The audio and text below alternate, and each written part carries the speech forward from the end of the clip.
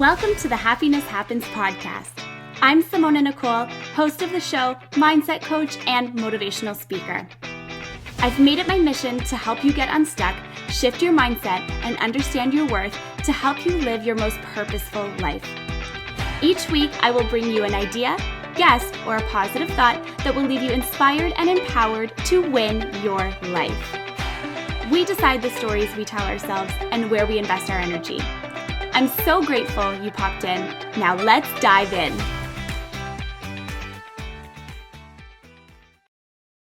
Hello, everyone, and welcome to this week's episode on the Happiness Happens podcast. We have such a fun conversation in store for you today. I think you're really going to love today's guest.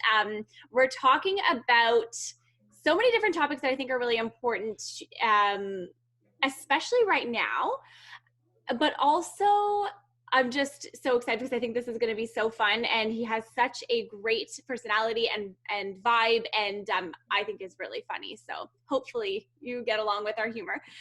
Today on the show, we have Andy Santis, and he is a registered dietitian. He is a blogger, an author, and a food humor enthusiast from Toronto, Canada, which, side note, is where I'm from. So I'm very happy to be interviewing someone close to home.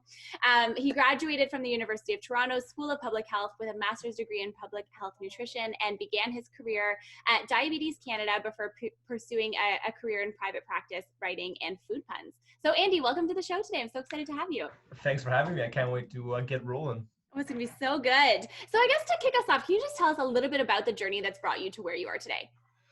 Yeah, 100%. Well, I mean, getting into nutrition pretty much started in high school when I was very much like, not the healthiest kid around, and I kind of found a love and a joy for food, and it kind of stemmed from there. And it was very much cliche. Like I kind of turned my perspective around using food, and I never looked back. And so as long as I can remember, I was kind of only ever going to be a dietitian. And of course, you go to school, you get a job, and then at some point, in my case, I decided to jump into the Instagram blogging world and managed to like work that in with kind of starting my own business. And a couple of years later, with a little bit of good luck along the way, I managed to kind of survive. And yeah, now I'm just doing my thing. So that's awesome. That's really, really good. Can you tell us, just for everyone who's listening today, what's the difference between a registered dietitian and a nutritionist, or like a food coach or like a health coach? Yeah, I mean, I think the biggest difference is the level of training and education. I think if you didn't know any better and you just went online, you would see that you think there's some big divide in philosophy or something like that, which is not necessarily the case. Only if philosophy represents a education understanding of the topic. But beyond that, that's the main thing. Obviously, dietitians are more tightly regulated. We have our own college. And yeah, I think there's just a lot more that goes into it. And dietitian is a protected title, whereas you can't call yourself a dietitian, but you could, if you felt so inclined to, you could call yourself a nutritionist if you wanted to. So those are probably the big differences there. Okay. And then as like as a dietitian, let me say registered dietitian, how it does, I guess it doesn't matter, but doesn't matter. Okay, perfect. How does it work in terms of like, so what exactly like do you do? What exactly do you help your clients with? Are you looking at their diets and like picking them apart and helping them to live healthier? Yeah, I mean, I guess on some level that's what you're doing with everyone who you're working with. I mean, I guess like it depends on the individual, right? Everyone has a different hope and a different like goal when they come and talk to you, right? The way I separate it with people is, everyone has a goal and an expectation. So whatever their goal is, they want to be more energetic, they want to move better, they want to lower their cholesterol. They have a goal, and then they have an expectation how they're going to get there. So some people expect you to tell them exactly what to do and when to do it because that's aligned with their personality. Some people want a more laissez-faire approach. So there's always those two things, and goals and expectations, those vary pretty widely from client to client. And yeah, I have a group of clients that I work with different issues. So I almost do kind of like a general practice. So like I'm not gonna see the most complicated person, but I'll see just about anyone else that I have the expertise to help, essentially. Oh, I love that. Okay. What are you thinking right now in terms of like the biggest mistakes that people are making with their health? Yeah. And then from there, I want to bounce into like, what can people do, especially during this time of like pandemic, to help their health. So yeah. Well, that first one is a really, really tough question because, you know, I work with so many different people, and, you know, I constantly see trends where people have grown afraid unnecessarily of some of the foods that are probably realistically the best for them. You know what I mean? I think people tend to look at the worst thing about a food. Now, so what I mean by that is, okay, if we take fish, for example, okay, you could look at fish as a source of vitamin D and mercury, you know, or you could look at it as something that vitamin D and omega-3s. Sorry. Okay, sorry. I was like, oh, sorry. Yes, okay. No. Sorry. Yeah. I messed that up right away, right off the top. So you can look at fish as a source of vitamin D and omega-3 fatty acids, which are two nutrients that are very important that many people can miss out on. Or you could just look at fish as something that's mercury in it. You know, how are you gonna choose to look at it? You know what I mean? And keeping in mind the benefit of the vitamin D and the omega-3 content far outweighs the risk of mercury if you're choosing the right fish. You know what I mean? Yes, there are a few fish that are too high in mercury and have to be controlled, but most of the stuff you're getting in the store, salmon, for example, doesn't have a lot of mercury. Now, the same could be said for vegetables. Now, you can look at broccoli as, you know, for example, as one of the healthiest things you could eat, or you could look at it as something that has pesticides on it, and that you should never, you know, but the benefit of the nutrients is much higher than the risk of pesticide ingestion. You know, so and it goes on and on from there. And soy-based foods also get clumped in there, and then just the list goes on and on and on, where people seem to cling on to the negative aspect of food, which is very like popularized on the internet, because when people write articles telling you something is bad, that gets clicks and that gets reads. You know, perhaps even more so than when it's just like, oh, this is good for you. Here's why it's good. You know, I think as humans, we're drawn to the negative stuff, unfortunately. For some reason. Totally. I think our brains are totally wired to think of like the negative first, because it's almost like we're expecting something bad to happen. You know what I mean? Or not expecting something bad to happen, but like expecting to find like we're all like, you know, happy and high right now, but it's going to crash. But it doesn't necessarily need to be like that, you know? 100%. I agree. I spend a lot of my time helping people understand that, listen, like, you know, you can have those carbs and you can do this, you can do that. Like, I'm not so much worried about telling people what not to do. Yeah. I'm concerned with what they do, because if someone tells you what they don't do, you don't really know that much about them, right? But if they tell you what they do, you actually do know about them. You're not defined necessarily by what you don't do, right? And that relates to food as well. So. I love that. That's such a good point. Especially when it comes to like all of the different types of foods. Like, do you think that there are like any, you know, different diets that are like bad, quote unquote, because you'll have like your keto, you have your paleo, you have your gluten-free, you have your vegan, you're this, you're this, you're this. Like, do you think that they're all good in their own capacity? Like, so as a matter of principle, you know, if someone has found health and happiness with a type of diet, you know, like, I wish them the best. Like, I'm not so interested in bashing someone because they do a keto diet or a paleo diet, etc. I'm more of the belief that, you know, you can be healthy and happy and eat kind of like all the foods that are available. Of course, the balance and the proportions is relevant, but like, that's my general thing, because the reality is, I think for every person you see who's doing keto and enjoying it, let's say, right, you have probably 5 more people who think they need to do keto and who are actually sacrificing their happiness in order to do it because they think it's the only way for them to reach a certain goal. Now, obviously, I can't really quantify these numbers I'm throwing around with actual statistics, but that's the impression that I get. You know what I mean, when I talk to people. So, you know, I don't like to tell people they can't eat like half of the foods that exist, and that's the key to their health. But I also equally respect people, you know, if they try a type of diet and like that makes them like truly happy, okay, cool, that's fine. Because, you know, the keto diet, for example, obviously very popular. You know, you can do keto diet many different ways. So, you know, I just wrote a blog on this. You can eat avocado and salmon and kale all day, or you can eat cheese and mayo and sausages. And, you know, those are both keto, technically. Really? That's a totally different lifestyle, right? And now those are extreme, right? No, I don't think people are really doing one or the other. But yeah. But that's kind of really interesting. Okay, so can we talk about like this aspect? And I don't know how much you can speak to on this exactly, but like the aspect of like your body being in ketosis. Like, what does that mean? And is the only way of getting to that part like by eating a keto diet, or can you get to that? Can you put your body in like ketosis if you're eating other stuff. Does that make any sense? Yeah, I mean, I'm really out of my wheelhouse here, so I want to get all of the knowledge out of you.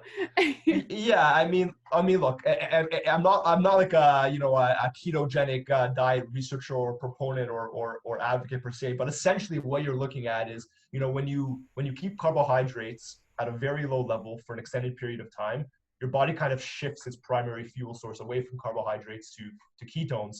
It's a bit of oversimplification, but that's more or less what it is. So what you're kind of wagering is this. You're basically saying this, okay, on the one hand, we have the foods that contain carbohydrates that we are quite confident are good for us, like legumes, which are like lentils, chickpeas, stuff like that, like fruit, right? Like starchy vegetables like sweet potatoes, squash, right? Even certain nuts and seeds are higher in carbohydrates like chestnuts, right? So these are foods. These are foods that I think hopefully I said fruit as well. Yeah, you did. These are foods that contain enough carbohydrate that you're not really going to have them on a keto diet. So what you're saying is you're wagering that. Now, of course, there's a bunch of other stuff you're not having either on keto, right? You know, muffins and cupcakes and stuff like that, which is, I think, part of the appeal, like where it's like you can't have that stuff and it makes it easier to then not have to deal with it, right? Oh, true. So that's obviously part of it. But what you're kind of wagering is like the idea that, okay, the state of being in ketosis gives you such an amazing advantage to your health that it's okay not to have this other stuff. That's kind of the wager you're making. And I mean, you know, that it's a personal choice. I don't know if that's a smart bet. That's the way I look at it. That's a really, really interesting point. And I think it kind of goes like one of two ways. Like I'm very much the type of person that if you tell me like you cannot eat this snack, I will eat 10 of them. Because I'm like, you said I can't have it, so now I'm going to go and eat all of it. And I've had to struggle my whole life with doing that because, I mean, I come from a big Italian family. We really enjoy food. It's part of the culture. It's what we do when we celebrate anything, you know, from like life to death, literally, we celebrate it with food, right? So that has always been like such a crazy thing to try and balance because it sort of developed in me this like mindset of like, oh my God, if I don't eat my nonna's meatballs, if I don't have all 15 of them today, I'm never going to have them again in my life.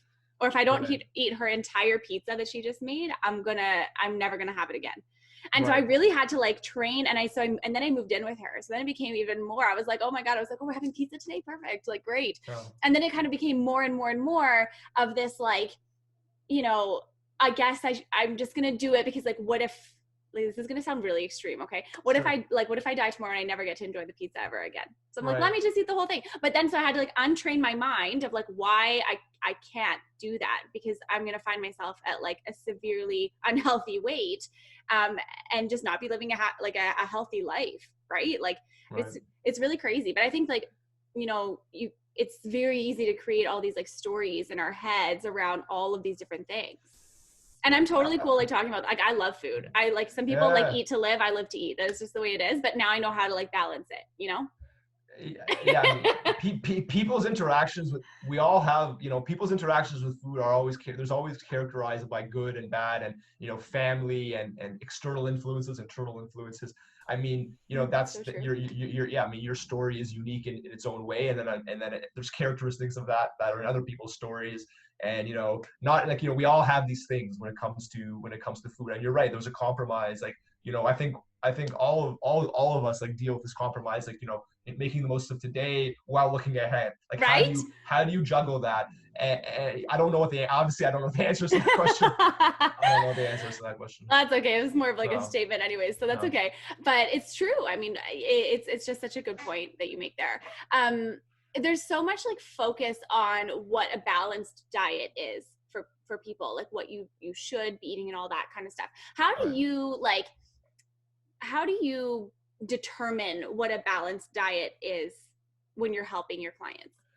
Yeah, I mean, okay, so I think it depends first of all on the individual, their preferences, their dietary restrictions. So for example, you know, if someone's a vegan, you know, what represents a balanced diet for them is going to be different than someone who's just a straight up omnivore. You know what I mean? So that's important. I mean, my main goal when I help people is like certain different food groups offer different unique benefits. Okay, so if we have nuts and seeds are here, fruit is here, vegetables are here, fish is here. You know what I mean? And so on and so forth. You know, each food group, for the most part, offers something unique or uniquely important. And so I try and make sure that people are capturing as much of those as they can within their tastes and within their, their willingness to try different things. So that would be probably my most simple way to answer what I consider a balanced diet.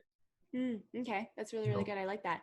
And I really like, what I really love about you is that you bring this like humor into nutrition, into like, breaking down myths and sort of like myth busting all of these different things. Why do you love this approach? Yeah, I mean, I guess it just comes naturally to me, I mean, so it's one of those things. You have all this information to say, right? So I do a lot of writing, I do a lot of blogging, but of course what happens is, you're in this online space that's hyper competitive, and how can you get people to, you have something valuable to say, so how can you get people to read your message or to embrace your message? And people do different things on social media to essentially attract attention to themselves. And for me, I mean, I don't remember exactly how it started, but I've always, like, in my head, I consider myself to be a funny person with a decent sense of humor. And sometimes that gets me in a lot of trouble. And most of the time it's a great trait. You know what I mean? But somehow I just came to this thing where I started popping off these jokes about nutrition that were then like strong, that were not only like actually 100% relevant, but then they were strongly tied to the stuff I was writing. And then I'm like, oh, damn, I'm onto something here. And I just kept the party going. And then it just became this thing that I do. And, I mean, it brings me joy. It's like a creative outlet for me, right? So it brings me joy from that perspective. And I hope it brings other people some level of joy. I guess that's partially how it lands someone on the happiness podcast, So true. So yeah, I mean, it just became my thing. Like, we all have our things. Some people can take a good food photo. Some people can do crazy like backflips. And for me, I can't do either of those things. So I had to start cracking some jokes, I love it. I'm always here for a really, really good joke. So, I mean, yeah, I love that. But it's so true. And I think, something that you touched on there as well, like, I mean, this is the Happiness Happens podcast. And like, how else do you live happier than by living like a balanced and holistic life in every sense of the word? Like, you know what I mean? Right. Mind, body, soul. Like, that's very much the philosophy behind the show, is that I think that it's holistic. So I've had like so many different types of conversations on here, because I don't think that there's anything off the table. Like, I think the more information and the more perspectives people get to have and get to understand is only beneficial to them, because you get to learn more. Because like, let's be honest, like, how many people are actually sitting and doing all of this research? You know what I mean? People are going to social media and they're wanting to learn through like alternative, like news. I'm not going to call myself news because I don't think I'm the news, but like alternative ways of living, or ways of getting information, and it really is interesting because it challenges the conversations in so many different ways. So like, whereas maybe one day this was the only option, and now you have like this option, and this option. Right. You know what I mean? Yeah, 100%. And this actually builds on what we discussed earlier, how people always like look at the negative of food, right? And so, I think humor plays off of that a little bit, because you're so likely to find why this thing's bad for you, this is bad for you, why you can't have this, why the food industry's been lying to you. But, it's like, well, I guess what I try and do, I take a step back and I kind of, parody all of that and kind of turn into much more of a joke. But the thing is, it's not just a joke. It's actually connected to a meaningful message, which I think is the reason why it kind of works. But yeah, it's all based off of kind of flipping the script and like stepping away from that negativity and that conflict, which seems to constantly characterize, I mean, not only nutrition, but a lot of topics, right? Like, that's just the nature of the world on some level. But humor is uniquely able to kind of like, you know how comedians can get away with saying things that no one else can get away with saying. I'm not saying I do things on that level, obviously, right? You can check my Instagram, whatever, you see what I do, but it's like, there's something about humor that's like transcendent. I don't know. It's weird.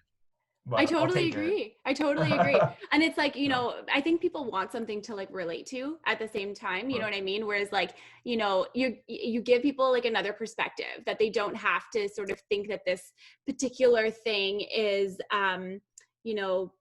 bad for them. You know what I mean? People will automatically say, like, I eat a slice of bread, it said I've ruined my whole diet, like everything is ruined, you know what I mean? But it's like, is that the truth though? Or is that just like a story that you're telling yourself around this thing because you feel guilty for having this piece of bread? Whereas if you just accepted that you did it and move on, it's just like, okay. No, 100%. This is where my mentality of like, eat whatever you want. No, I'm just kidding. No, the more people I work with, I mean, to be perfectly honest, the more I see that unfortunately people are very negatively affected by a lot of this stuff. Yeah. And their quality of life and their relationship with food, sometimes their relationships outside of food aren't even affected by how they think about food. So I mean, the more people I see, the more people I work with, the more like, it does hurt me. And I'm like, the more I'm thinking, okay, when I'm, kind of taking this path using humor is very useful, because if it can distract someone from a topic that has caused them, quite possibly like immense pain and confusion, and that's obviously like a great thing to be doing. And there's more serious ways to do that, but obviously, the jokes are what I turn to. But there's no denying that for a lot of this stuff, a lot of these like topics, people are really seriously negatively affected, and we need to kind of push some positive messaging out there. I totally agree with you. Do you believe that the way that you think about food when you ingest it impacts the effect it has on your body? Well, I mean, like on some level, it definitely does. I mean, there's a strong connection between your, you hear the gut-brain connection all the time. Mm-hmm. You know what I mean? If you're in a horrific state mentally while you're eating, for example, I mean, your like stress hormones are going to be released in your digestive tract. That can lead to all sorts of issues like indigestion, things like that. So I mean, there's obviously a strong connection between food and mood, and and how you think about food in terms of, and how you feel. I'm not going to say that's like the most important thing, and I can't say for sure that's going to affect how nutrients are absorbed. Yeah. But your mental state, your mental health is a massively important component of your overall health. And so being in a good place mentally is just as important as being in a good place with your dietary pattern. Unfortunately, and mental health is very complicated. Obviously that's not really my area of expertise. No.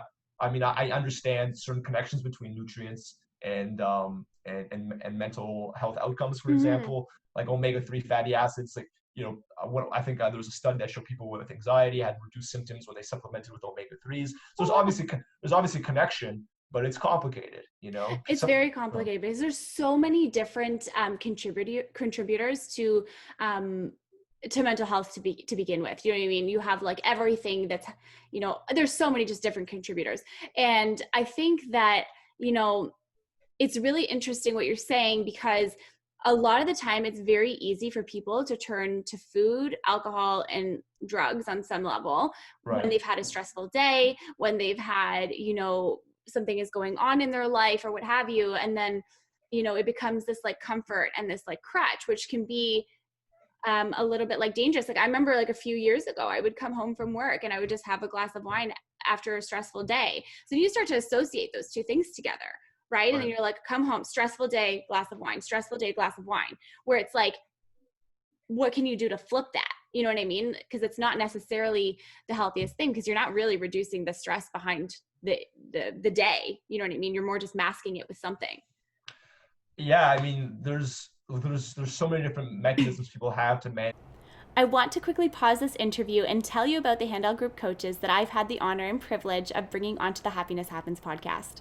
With every conversation and interview, I've learned something so impactful and so life-changing. Inner You Life is the online coaching course from Handel Group that gives you the tools to get yourself unstuck, wildly happy, and thriving where it matters most to you. Your relationship to yourself, career, love, body, money, time, and more. From wherever, whenever.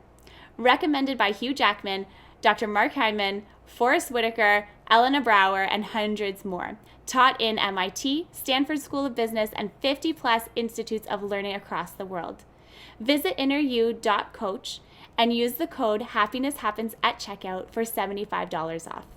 Now, back to the episode. Stress, right? And I think the thing is, it's important to have more than one. You know what I mean? So it's perfectly reasonable, right? This is the thing. This is the challenging thing. It's perfectly reasonable for someone to turn to food in a challenging time, right? That's a perfectly reasonable thing to do. But is it problematic if over the long term that's your only mechanism of dealing with challenges? That's probably problematic. Yeah, it is for sure. You know what I mean? So, but yeah, it's like, but then you're right. And people do other things, whether it's alcohol, drugs, etc. But there's flip sides to that. There's going for a walk. There's yoga. There's meditation.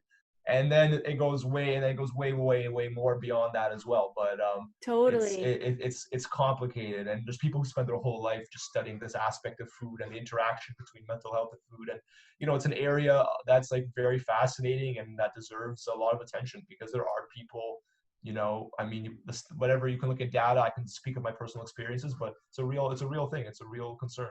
That's crazy.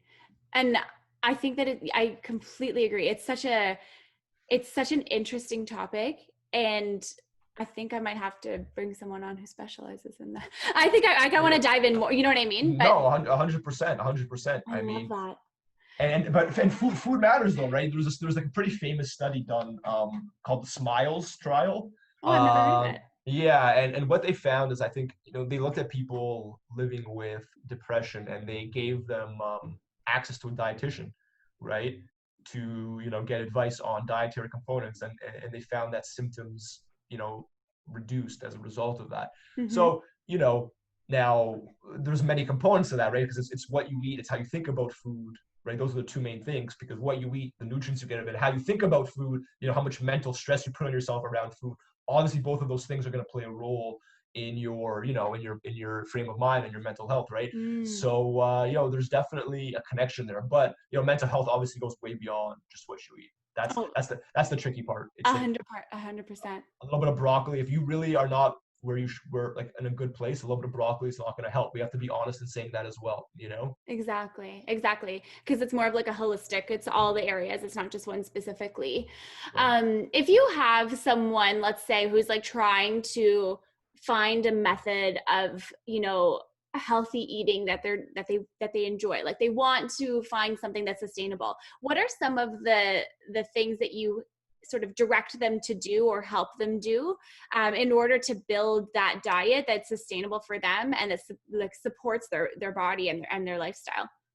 Right. Well, okay. So there's a few things. I think the first thing to do. Well, actually, I'm gonna say things in no particular order. I'm not gonna say one's more important than the other. I think it's important. I think it's important for people to acknowledge what they've done in the past that didn't work for them, and not to then pretend that this time it's gonna be, it's gonna be different, or whatever the case may be. And I mean that when the extreme things are done, right? Mm-hmm. I don't, so if someone tried some approach to food that was, not constructive, not serving them, it's not likely to then serve them next time, unless a lot of things have changed and or whatever the case may be. But for the most part, if you tried some like weird diet and it didn't work last time, leave it in the past. That's probably not for you. That's number one, right? To abandon the idea that something like that's going to work. Number two is, I often ask my clients like what their favorite foods are. And they're like, oh, healthy foods? I'm like, no, it could be any, what are your 5-10 favorite foods? Because that actually tells me a lot about people. It tells me a lot about, yeah, obviously what their favorite foods are, but it tells me a lot about, like, okay, what we're going to have to work in here into our strategy to make sure that what they're doing is an enjoyable and sustainable thing. Now, I mean, this is a cliche, but if you don't see yourself doing something for a long time or forever, do you then want to really do it at all? Because especially when it comes to like these approaches to dietary strategies, in a perfect world, you want to land on something that resonates with you from day one. And yeah, you're gonna tweak it along the way. But it's always important to keep in mind that you're not making massive sacrifices to sustain whatever approach you're doing, because then that just adds all sorts of extra burden, and that just is very likely going to increase the chance that you're going to be able to continue to apply the principles going forward. 100%. Yeah. That's really, really good. That's really helpful too. I love that you said the part about acknowledging what didn't work in the past, because I think a lot of the times people will go back to like, okay, I did that one time, and then maybe it didn't work or whatever, and it's like, okay, let me go back and try and recreate that again. But it's like it could be totally different now. You know what I mean? So yeah. 100%.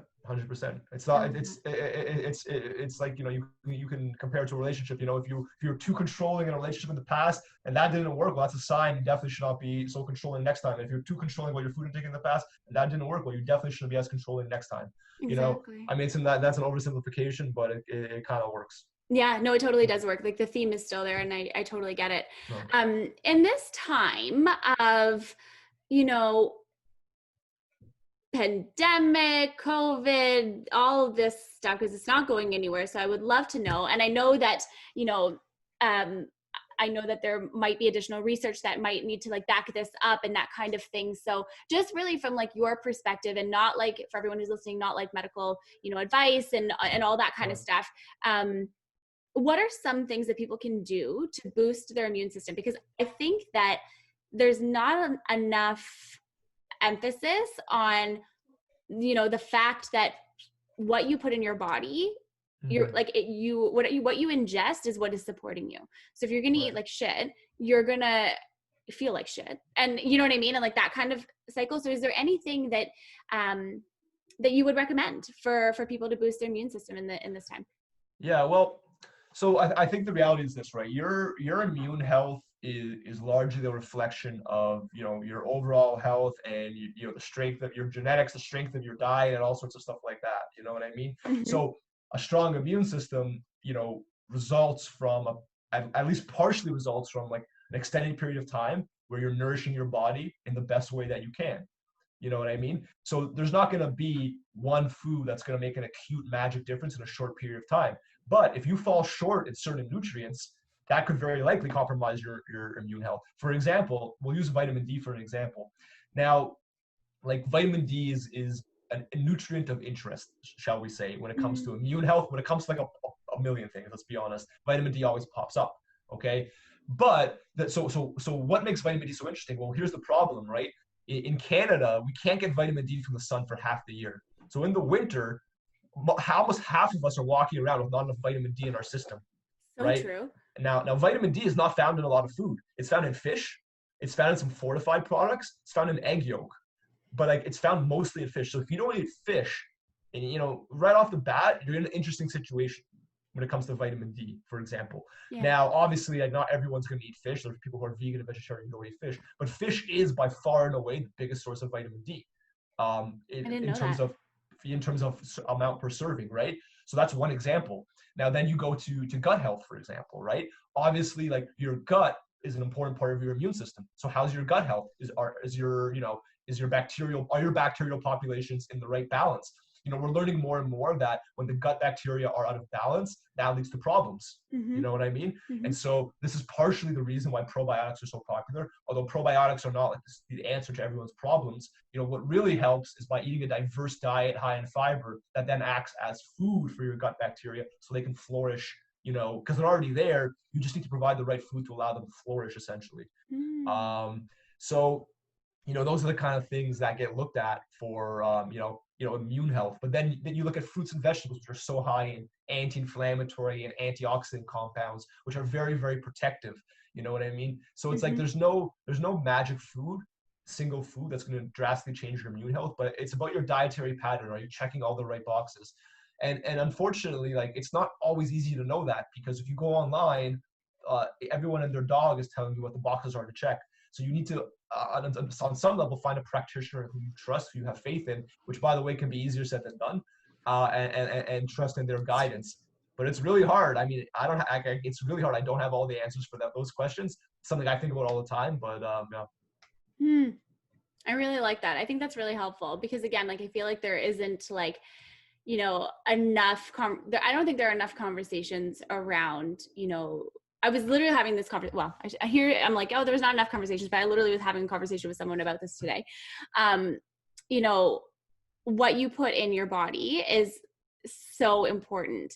And I think that, you know, given all of the different like fast foods, all of the different things that people put in their bodies. Like I was listening to this podcast. I don't remember whose podcast it was. I can't remember any of the details or who said it, but essentially it was saying like, you know, however many years ago, a hamburger from McDonald's was half the size that it is now.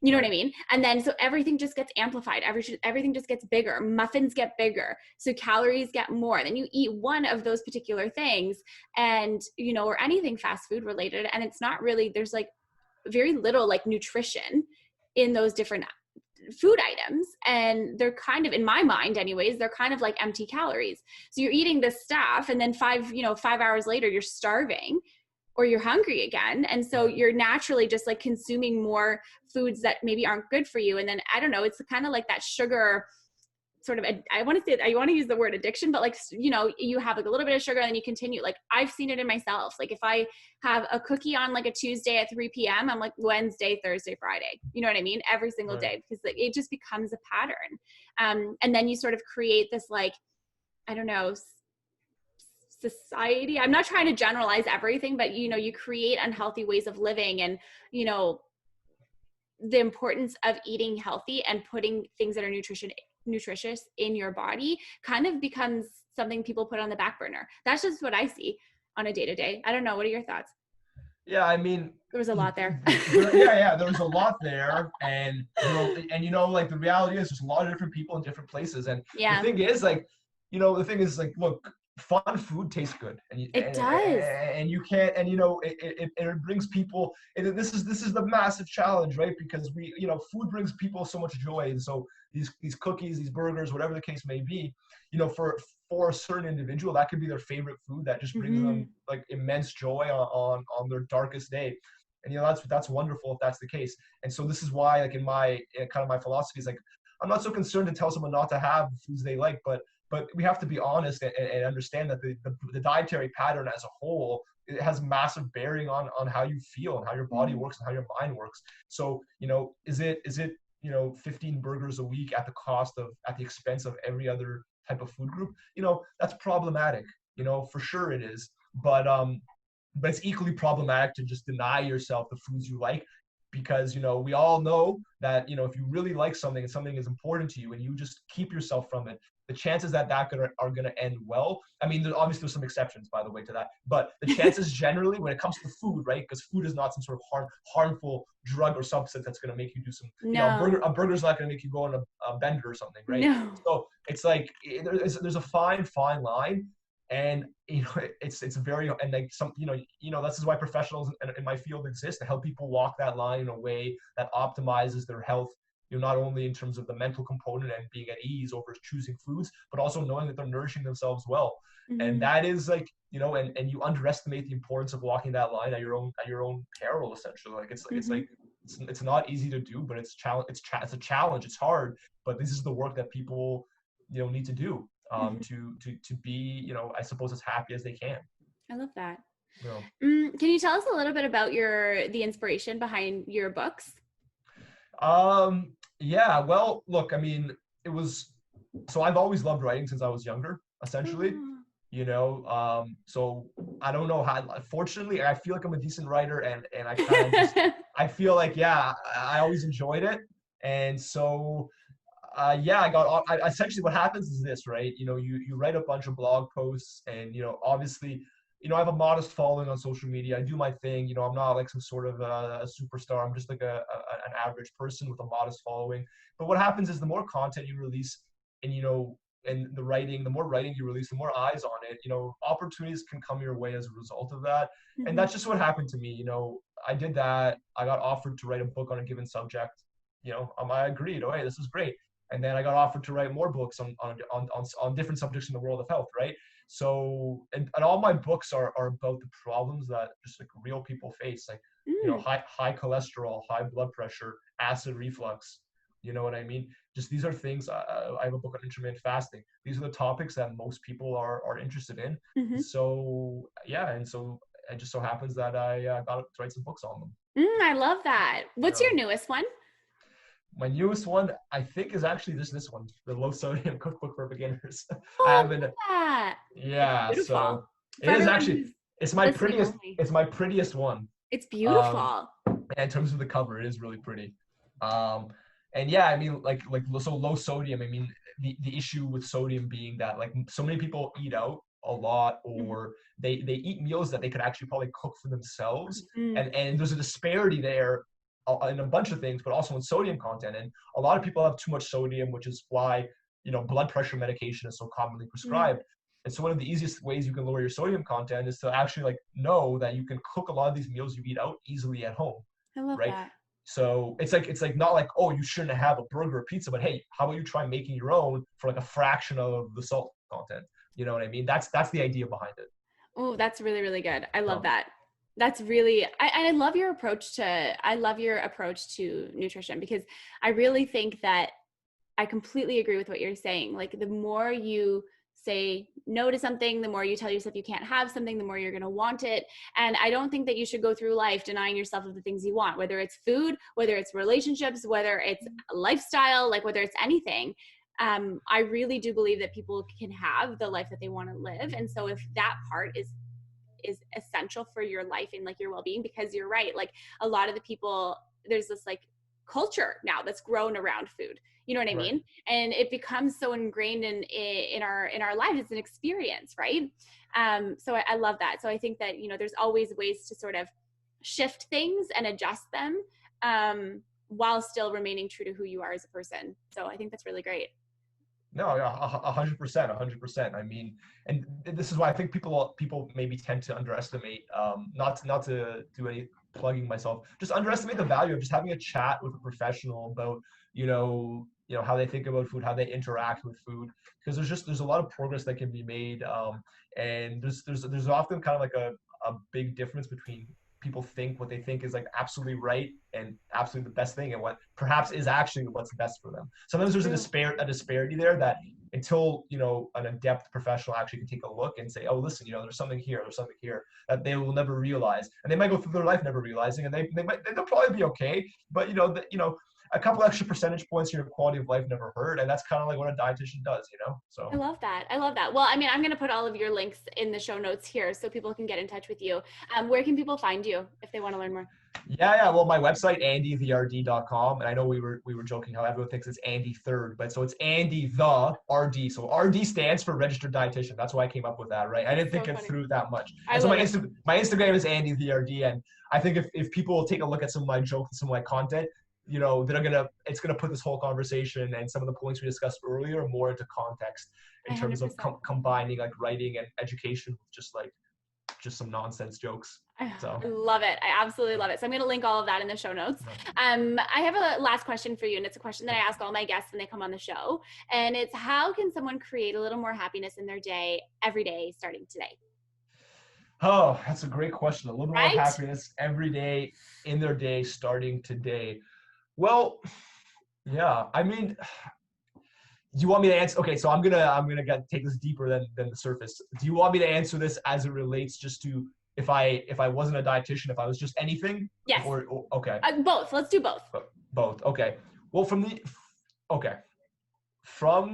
the nutrition side, you should definitely every day eat at least one food that you can't live without. And what I mean by that is, if you were on an island and someone gave you 5 foods only that you had to live with for the rest of your life, those would be the foods you can't live without. Try and have one of those at least every day, on some level, some capacity. Okay, right? Because it's not just going to be just one. So that doesn't mean you have to go have, like, you know, 17 peppermint patties or something like that. Whatever the case. Yeah, it was like a whole plate of nachos. Perfect. Every day. Yeah, I'm just being silly. But if you have a wide array of foods in that group, whatever, if it's 5, if it's 10, if you have at least one of those every day, I think that's something good. That's something good to do. And I think to be happy every day, I think you need to do at least, like, shoot, there's so many things. I mean, do at least one thing you love to do every day. I mean, I don't know. I like to play soccer. I like to do yoga, or I call my mom. Like, I don't know, do something like that makes you happy. You know, at least one thing. Yeah, I don't know. I mean, I guess that's not like a great answer, but that's a tough question. No, I think it's a great answer. It's kind of, no, that's okay. Okay, we're gonna have to redo the whole interview. No, I'm just kidding. Yeah. It's over. The whole thing. I think that sort of what you're saying without saying it is like doing something that makes your heart happy every day. So whether it's calling your mom, connecting with someone, sending someone a note, playing soccer, moving your body, like whatever that thing is for you. I love that. 100%. That's amazing. Writing a blog, coming up with a nutrition joke, you know, anything like that. Right? I think, or you know what, even better, do something, you know, let me do something to make someone else happy. That's even better, because I think that the happiness you get from that probably, you know, which is why I'm a dietitian. Is like, I just truly enjoy helping other people. So let me actually modify the answer. Do something to make someone else happy. You know what I mean? Because that'll bring you much more joy anyway. So that's even better. That's an even better answer. Even better answer. I love that so much. For anyone who's listening right now, if you have nutrition jokes, just send them to Andy so you guys can talk about them. I feel like 100%. that would be, and maybe like loop me in, because I'm always here for a good joke. Just saying. I always need inspo. I love it. I want to almost like ask you, but I don't want to put you on the spot. Do you have any jokes that you can share with us right now? Just one. Yeah, I mean, okay, well, yeah. You're a stand-up comedian now. Yeah, no, I have a ton. I'm just trying to think of one that the only issue with my jokes is sometimes some of them are skewed towards people who are already nutrition professionals. But I will tell you the most recent joke I posted. Okay, I'm just trying to get the wording right. Okay, so it's like I said, the joke is, your last relationship is kind of like a ketogenic diet. Okay, so much beef that you're left sad in the washroom, wondering if you can actually take this crap. So that's just essentially a metaphor, because on a keto diet, the cliches, you eat a lot of beef, which then, okay, if you're eating a lot of beef, you might not have good bowel movements. And of course, you compare it to a relationship where, you got beef with your partner. Oh my God, you're in the hilarious. washroom and you're wondering if you can take it, right? So, and I think the jokes don't come across so as well good. in words. No, I'm like actually dying right now. It's so funny. Yeah. That's an example. And they come across better in the quotes I put on my page. Totally, and like that's the graphic. One of the examples. Yeah. I love that. I love that so much. Andy, thank you so much for being on the show today. This was so fun. Thank you for having me. It was awesome. You're so welcome. And thank you so much, everyone, for tuning in to this week's episode on the podcast. Let us know what you love from this episode. Take a screenshot, tag Andy and I. Let us know you're listening. Let us know you're watching. And let us know if you have any questions. If you have any questions for Andy, just reach out to him. He's available. He wants to chat with you. I'll put all the links in the show notes so you can get in contact with him. And I hope that you all have a beautiful week. Remember that happiness happens when you're least expecting it. Thanks so much for being here today. I hope these words have brought you inspiration, insight, and a bit more happiness. Please leave a comment or a review if this episode resonates with you. I would be so grateful. Until next time, remember that happiness happens when you're least expecting it.